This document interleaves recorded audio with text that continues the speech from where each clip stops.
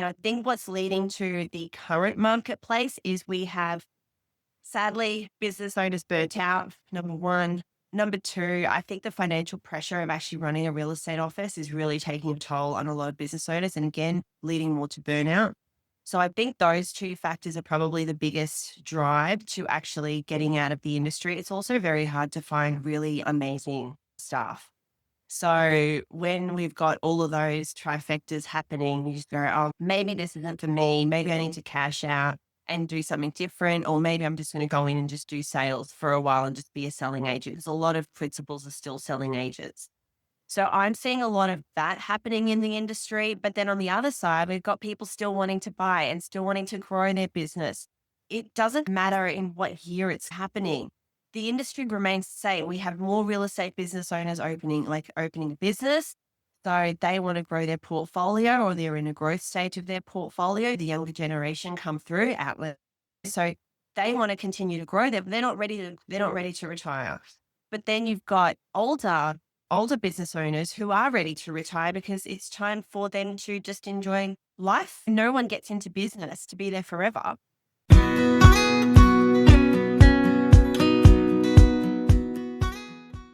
Hey there, and welcome back to the Property Management Podcast, where we talk all things mindset, business, and the reality of running a property management business in today's ever-changing world. Now, let me ask you this. Are you thinking about buying a rent roll or maybe selling one? Or maybe you're just curious about how these transactions really work and how they're evolving today. If that is you, then you're in the right place because today we're diving into the future of rent roll sales and acquisitions. And this is a topic that every property manager, BDM, and business owner should have on their radar. If you've been following along my journey on Instagram or Facebook or on the podcast, you will know that I have spent the last couple of years selling off pockets of my own rent roll. I had about 650 properties and I've sold them off in 3 different transactions. And there was lots of challenges, lots of good stuff as well. And I share some of that in this episode as well. And I'm joined by the incredible Tarsi Taylor, founder of the Tarsi Way, and she is an absolute powerhouse when it comes to rent roll due diligence, business valuations, and strategic growth consulting. She's got over 26 years of experience in real estate, including running her own agency, and she's literally seen it all from deals gone wrong to hidden inefficiencies to business owners leaving tens of thousands of dollars on the table simply because they don't know what to look for. And she's on a mission to help real estate professionals take control, minimize risk, and unlock the full value of their business. And let me tell you, what she shares today will blow your mind. We're talking what's changing in the rent roll sales space, common mistakes people make and how to avoid them. We're talking why is due diligence more than just paperwork, and the big opportunities smart operators are jumping on right now. So grab yourself a coffee, get comfy, and let's dive into this episode. Tarsi, welcome to the Property Management Podcast. You are no stranger to this podcast, so thank you for coming back.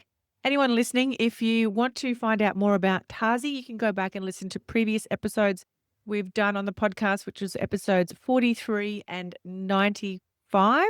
So jump in and you can find out more about Tarsi and the other topics we've discussed. Today, we're diving into something that is affecting the industry in positive ways. There's lots of rent roll sales and acquisitions going on. A lot of my clients sold their rent rolls last year. I personally sold out of the real estate business last year as well. Can you update us on what is going on in the industry at the moment? Rent roll sales seems to be the hottest topic at the moment. It's really funny that you say that. I've been doing rent roll valuations and due diligence for being in the industry for nearly 30 years. And I can tell you my business has never slowed. So rent roll sales has always been occurring. And then you've got people buying rent rolls. So it's not a new thing. It's just that business owners are becoming more savvy and actually understanding more about it. And I think what's leading to the current marketplace is we have, Sadly, business owners burnt out, number one. Number two, I think the financial pressure of actually running a real estate office is really taking a toll on a lot of business owners and again, leading more to burnout. So I think those two factors are probably the biggest drive to actually getting out of the industry. It's also very hard to find really amazing staff. So when we've got all of those trifectas happening, you just go, oh, maybe this isn't for me. Maybe I need to cash out and do something different. Or maybe I'm just going to go in and just do sales for a while and just be a selling agent. Because a lot of principals are still selling agents. So I'm seeing a lot of that happening in the industry. But then on the other side, we've got people still wanting to buy and still wanting to grow their business. It doesn't matter in what year it's happening. The industry remains the same. We have more real estate business owners opening a business. So they want to grow their portfolio or they're in a growth stage of their portfolio. The younger generation come through outlet. So they want to continue to grow them. They're not ready to retire. But then you've got older business owners who are ready to retire because it's time for them to just enjoy life. No one gets into business to be there forever. I don't know who does. So I don't. I definitely don't. But so I'm seeing a lot of that in the marketplace. So yes, we still have a turnover of properties being a property portfolio being put on the market, and then we've got people wanting to buy it. Cash is also readily available at the moment with banks financing, openly financing. When you've got a marketplace like that, it's a great market to sell it. Perfect. So is it how in real estate when you're selling properties, there's markets, so it's buyers markets, sellers markets. Is that the case with rent rolls as well? And what sort of market are we in at the moment? A buyers or sellers market? We are in a seller's market at the moment. So yes, we still have the same cycles. We definitely still have the same cycle. Ours are very much affected by economic factors as well, but we roll with what's happening in the property market. So at the moment, we have a very sales buoyant market in the property market, which means that our property management portfolios are declining because landlords are selling their properties. And let's face it, the government's not doing any favors to landlords at the moment. So a lot of them are going, oh, maybe it's time for me to get out. So we're seeing decline in rent rolls. But on the other side is, oh my gosh, I need to inject more cash into my business. So I go and I buy a rent roll.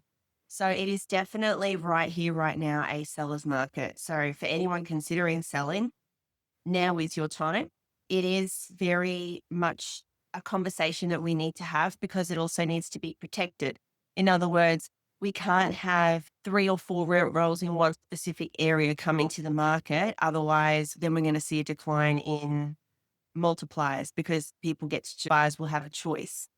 So we need to be very strategic in how we bring people to the market. That is great strategic advice there. So, what about so people are getting ready to sell? It's not just you decide tomorrow I'm going to sell. And I've worked with you on this. It's at least a 12-month process, and that's because you need to get your rent roll up to scratch to start off with. Yeah, there's a process to follow. I always say 18 months is the best timeline. So if you've even got an inclination of, you know what, I'm thinking about selling, we need to be having a conversation. First of all, I need to find out why you're thinking about selling. Is there something in your actual portfolio in your business that we can actually fix and rectify to allow you to keep moving forward? Because you might not actually want to sell that. You know what I mean? So it's like understanding the business and having that conversation. But if you are dead set, I want to go to the market, okay, we've got like a leeway where we can actually make the most amount of money possible because it's going to be your last hurrah in the industry. Once you sell that business, 9 times out of 10, you're not going to be earning that recurring income anymore. So you want to make the most out of the business before you actually decide to put it on the market. And buyers want to know that what they're picking up at the end of the day is clean, it is serviceable, and that those landlords that they're actually purchasing are going to stay. And you as a seller should want that as well, because that's called retention. So I don't know if everybody understands that in rent roll sales, it's not just you put it on the market, you sell it, and on settlement day, that's it, you are done. There is still a retention period thereafter, and that is for the privilege of the buyer. So if those landlords decide that they don't want to go with this buyer, not because they've mismanaged it or anything like that, but because just they were thinking about maybe moving agencies and they made the call because it's now been sold, or they're not too keen on going with that type of brand or a boutique agency, let's say, if they've been at a bigger agency and they decide to move on, the buyer gets their money back on that portion and the remainder goes back to the seller. So we want to basically know that the retention in that portfolio is going to be strong from settlement date to the 90 days to 6 months, whatever that retention period looks like. It is a very stressful period, that retention period. I've been through 3 of them now with our rent roll sales, and 2 of them were really good, really great retention, and then 1 of them was not so great. And that was because the buyer was very savvy and put some clauses into the contract that we didn't really realize what they meant. So that kind of bit us in the behind. But it is a really that is a really stressful period, and anyone that's thinking about selling their rent roll really does need to get some advice before jumping in and going further with it. And you've got a new platform that you've launched. It's not new, it's been out for a while now, but you're quickly growing it. And I think that is going to be something that's going to really help people that are wanting to sell their rent rolls and buy rent rolls as well. Yeah, so we've got Buy a Rent Roll that has now come to the market. So it's under the Tarsi Taylor group list of everything that I do. I am a Jackie of all trades, so I've done a lot of things, but it's time for us now to come to the market with brokerage, rent roll brokerage. So we are now selling rent rolls on behalf of business owners. We can also act as a buyer's agent, depending on where you are and so forth and what you're actually looking for. So if there's something specific, there are some rent rolls that are a little bit left of center. So we need to go and look for those. So we can work on behalf of business owners in that area as well. The other thing that I love about Bar is I bring all of what I currently do under the Tarsi Way into Bar as well. So if we need to do valuations, we can do that for you. If we need to do, I always say that a business owner should definitely do a rent roll performance audit on their rent roll. We do that on your behalf, and then we will give you a list of everything that we say, hey, you need to tidy up all of these things before you even hit the market. Because there's no point in hitting the market with a rent roll that is messy. It is just going to be left to center. And what's going to happen is guys will make decisions on negotiating multiplier. So your multiplier is not safe, even though it's on a piece of paper on a contract. So we need to make sure that our sellers are definitely going to the market and going to achieve the highest price possible. The other part of Bar that I love, so we've got 2 brokers. I've got Beck Holt and Milton down in Milton in Victoria. Beck is up here in Queensland. So we are working together, and obviously we're going to be opening up Australia wide as Buy a Rent Roll continues to grow. But it's all about educating everyone. I've got webinars that are coming out this year. Join in. They're different topics. Some are for buyers, some are for sellers, some are for just running the actual business. So Buy a Rent Roll is basically your one-stop shop for education, rent roll valuations, due diligence, also sales, and also purchasing the rent roll, because we can have those conversations. That's right. And that's what the industry needs, is just somebody to support them through those big decisions. And look, if I didn't have a lot of your support along the way, I certainly wouldn't have achieved what I wanted to achieve with the business as well. But for anyone listening, just explain what affects the multiplier, because that is something that, that I know I didn't understand. And a lot of people I've spoken to when they were talking about selling their rent roll last year, they wanted to know asked a lot of questions around that multiplier and what affects it. The multiplier, everyone goes, oh my gosh, it's just my double AMI or my annualized earnings per property. And they're just like, that's what affects it. That's what it's all about. Oh, that person achieved that, so I should achieve this. No, it doesn't work like that. So every rent roll is completely different. And the main things that are going to affect it is all the statistics, first and foremost, of your actual portfolio. Number 1, is it clean? Number 2, what's the average rent? What's your average commission rate? What do your arrears look like? What are your vacancies like? What is your property to landlord ratio? So we have, if one business has got a 1-to-1 landlord ratio, in other words, one owner owns one property and one's got a 1.3, you can see that there's a higher risk there, because when you lose that property, that landlord, well, then you're going to lose a bigger chunk of income, and you've also paid for that. Right? If it's $2,000 per property per annum in a management fee commission, then you've got your annualized earnings. Then you've got a 3 times multiple. That's $6,000. So $6,000 per property. We have to look at the retention against the landlord risk, because if you've got one landlord with 10 properties, there goes 60K out the door straight away.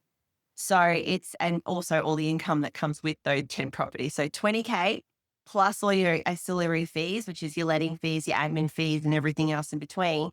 And then everything that you've actually paid the value of it. So that is a very big driving factor. A lot of people are like, oh, but I like multiple landlords. That's great. I've got nothing against that. But you need to basically protect it by making sure you have enough single landlords to protect that. If that person was to go, that you would still be able to carry forward in running your business, or carry forward the loan that's going to be, because most people will go get finance, right? So that's going to be an extremely important factor. Also, the disbursement of the portfolio. So where you are currently located. Let's just talk about location in general, right? Before we go about the actual property portfolio. A city location will get a different multiplier to a rural location.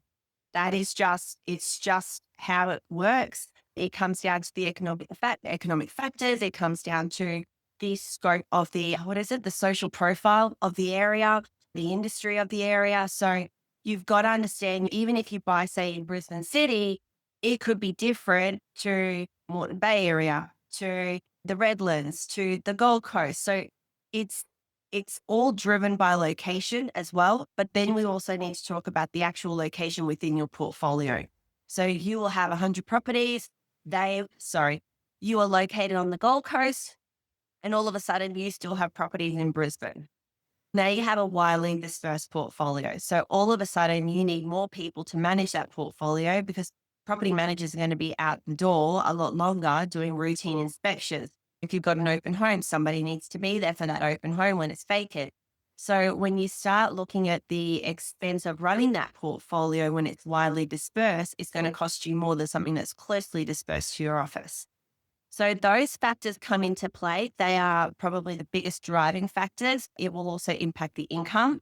So when somebody merges your rent roll with their rent roll, they will get some benefits, because obviously they're bringing your portfolio into theirs. They'll have some cost benefits to doing that, which is a driver of why people buy them. But they will also take into consideration the risk of actually running that portfolio, as in with staff overheads and so forth, and the distance, and they're going to have to travel to purchase those rent rolls and to maintain that rent roll.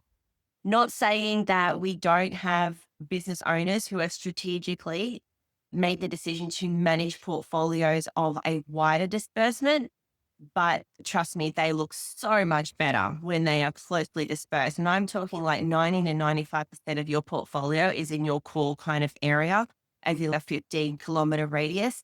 That is a really good sign if you can get it to that. We normally say 10% in evaluation that we'll have a look at it, but anything over that, and we start seeing risks associated with the operating in running that portfolio. Because you could do one thing and all of a sudden an agent in that area is going to go and pick it up. Yeah. So it's those sorts of things. Whereas when you're here, you haven't had those conversations because you're driving past the houses, you're doing stuff as you go out to another routine. You can see the lawn needs mowing, like all those sorts of things that you can actually maintain and manage while you're looking at it. So they're some of the driving factors that will impact the multiplier.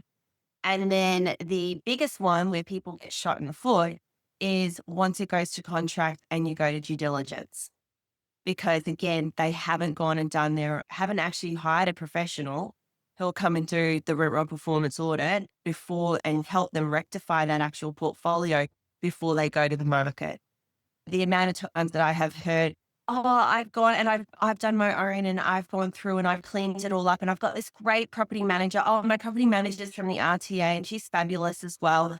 And you get all these different things. Or, oh, I hired a property manager. She went and had a baby, but she's come in and she's helped me and she's helping me tidy it up. So all you're telling me is you are doing due diligence with the same people making the mistakes in your business. You don't know otherwise. So when you get it professionally done, we're able to then give you a scope of works that need to be actually rectified. And then it goes to the market so it can pass due diligence with flying colors. That's what we want to see. That's where you uphold the value of the actual rent roll, because the amount of time that it gets renegotiated at that point in time is probably 99%. That has actually happened to me as well. And just going back to your point on the disbursement or the location of your rent roll, because I had mine quite diverse, I had to sell in 3 separate sales, certain pockets in certain areas. That became a real headache, and like I said, that retention period was really stressful. It's not like you just sit and wait. You've actually got to get in if you really wanna get the most value for your money, which it's in your best interest to rectify issues that come in throughout that retention period. And, yeah, you're counting down that dreaded date with fingers Yeah. and toes and arms all crossed as well to get there. But you've shared some really great tips for anyone. Can I just say one thing? If you Sure. can compare it to when we're in real estate, what is the type of house that you would love to sell? Like it's the landlord or the homeowner who's taken pride in the house, who's done all the work to the house and then put it on the market to achieve top dollar so that you're able to sell it properly. So, Absolutely. and then Yeah. what type of property do you want to rent? The same type of property. So when you've got, if you can just look at a rent roll with the same mindset that you look at when it comes to selling houses, you're then able to implement that into your own business. Business owners who wake up in the morning and go, I want to add to my rent roll, it's like saying, I'm going to extend my property, but they don't go and do all the work that actually is required, all the foundational work, which is making sure the foundations are right, the soil testing's done. That's all your due diligence. Make sure that your own business is ready to go before you go and add another level to your level so it doesn't sink. The same when you're coming to the market as a seller. I'm going to make sure that everything is done. I'm going to give it the liquor paint. I'm going to put new carpets in. I'm going to go and gurney everything. Like you do everything that you need to do to before it goes to the market if you actually want to achieve the top multiplier. That's exactly right. And I think a lot of people treat their rent rolls, or in the past especially, treated their rent rolls as nothing special really. But ultimately it's that's the asset. That's the retirement fund for a lot of people. I think we're seeing a really big shift in the value people are now putting on their rent rolls. And I totally agree. I think the foundations are where everything starts. You can't recruit on bad foundations. You can't grow on bad foundations, because as soon as you bring in managements, they're going out the door because none of those foundations are right. None of your systems are in place. None of your due diligence is in place. That is absolutely a critical part of this equation. Yeah, anyone listening, get the foundations of your business, whether you're starting out, whether you're midway through and it's a bit chaotic, or whether you're preparing to sell at the other end, make sure that you've got those foundations really solid. Now, I just want to ask, I'm curious of your opinion on this question. What do you think about, say, somebody's gone out on their own, maybe they work for another agency and they're ready to they want to start their own agency. Somebody that's maybe stuck at about, I don't know, 50, 60 properties, and they are thinking about growing. Would you recommend that they need to be able to organically grow first before purchasing a rent roll? What are your thoughts on when should somebody purchase? There is no right or wrong rule to this one at all. If you are deciding to step out on your own and you have the capacity and the capital to be able to purchase a rent roll, it will inject instant income into your business and you'll be able to like basically take control of that and then run from there. If you have 50 to 60 properties and you're basically at a standstill and you can't seem to grow it, number one, I would probably be looking for a BDM coach. That's the honest truth. And see if you can grow it organically a little bit more. But also go and see a finance broker. Go and get yourself ready to purchase because growth comes, and I know you've heard me say this in 4 different ways in a rent roll, right? So you got organic, which is you basically do nothing for it and it just happens. It walks through the door. Targeted, which is you hire a BDM and you've got marketing expenses and BDM expenses to actually grow that portfolio. Buying a rent roll is the other one. It's the quickest way to grow your rent roll, but it does come with a mortgage 9 times out of 10, and you've got to put cash, and it does take time to embed that rent roll. So anyone buying a rent roll, if you think that you just put it in and then you just let it go, that is completely the wrong attitude to actually have. You need to nurture it. You are getting into bed with basically X amount of landlords, and you need to nurture those relationships, right? So that's going to be really important. And then the fourth way is if you have a portfolio already, it's going and redoing all of your fees and charges and actually increasing all of those. They are the four quickest ways to grow your rent roll. So when you talk about like somebody coming into the industry, If they have 60, go get a BDM coach. See if you can push it a little bit further. Because the truth is, a lot of banks won't lend at 60. So then you're really stuck because you can't get the finance for it unless you come in with a bit of cash or some collateral that they'll be able to lend against. So yes, they will lend against your rent roll, don't get me wrong, but that's going to form part of it. But you might need to secure it against something else to be able to purchase something. Whereas if you can grow that a little bit further into 100, 150, and then go and buy a rent roll, you've got a really good, strong backing to be able to borrow money to go and go get that. The other thing too is, while you are small, like at the 60, get the rent roll performance audit done. Get it done then. So then you actually know what you're looking for and what you're doing and make sure that is actually strong. And then you can continue to keep adding. So then you add to that portfolio. So that's just the way that I see that it should be done. There's no right or wrong way of actually doing it. It's what's in your strategic plan. What are you actually trying to achieve? So when I meet a client, I will sit down and I'll have a conversation with them with regards to where are we currently at? What is the actual end goal? Okay, so to get to X, we need to do X, Y, Z. Let's tidy this part up first and then we'll do this and this. But if I have a conversation with the client and then I can see that their portfolio is an absolute mess and they want to buy a rent roll, my advice is always going to be, do not buy a rent roll. Like, I already can see that you're going to fall flat on your face. And that is the last thing that I actually want for you. So it's those kinds of things. And anyone approaching me that goes, yeah, I want to buy a rent roll that has never been in the industry, I'm like, I won't even sell to you. You've got to go and be in the industry for a minimum of 6 months. That's a minimum. And in property management, so you actually understand it before you can even touch a rent roll. Otherwise, you're going to just destroy it. Yeah. Yeah. And destroy your income and your livelihood and your confidence as well. And burn out. Exactly. Yeah. And it's just, I'm not doing that to people. Right? I'm very strategic in what kind of happens when I talk to my clients. I'll either guide you in the right way. And again, you get free will, guys. So you can do whatever the hell you want. But I will always give you the highest piece of advice before you go to do anything. That's amazing. And you definitely stand by what you preach as well.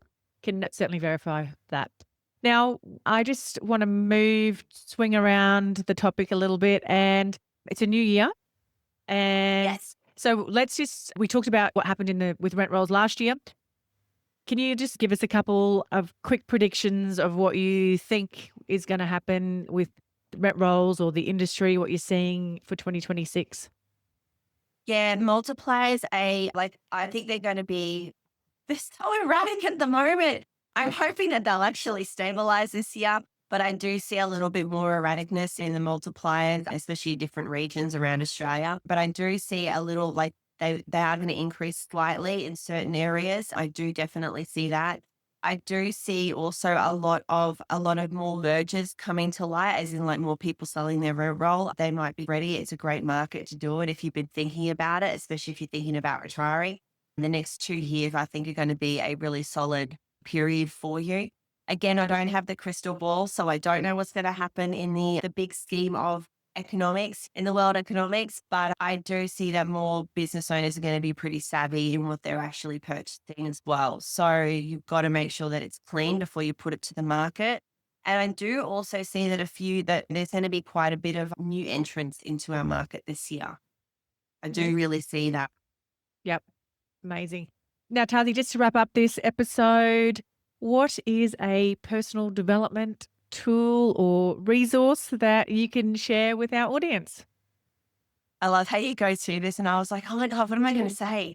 But the truth is, it's just never stop learning. So for me, it's attending retreats and so forth and going to a lot more mindset workshops. I've never stopped learning. You and I both know that. I love to go to different things, attend the conferences, go to the retreats, read the books, just don't stop learning. That is going to be my only advice.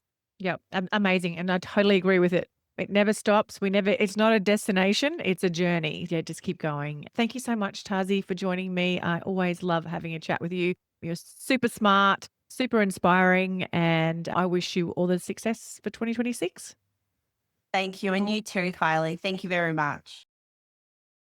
Can I ask you a quick favor before you leave this episode? Now, we all know how important reviews are for businesses these days, and mine is no different. If you could spare just a minute to follow, rate, and review this podcast, it would mean a lot to me. In fact, what would get me super excited is if you share this podcast with someone in the industry who you think might need to hear some of the episodes right now. And if you'd like to find out more about working with me or any of the products I have to help you start, grow, or scale your property management business, head to my website, thatpropertymum.com.au, or check out the links in the show notes.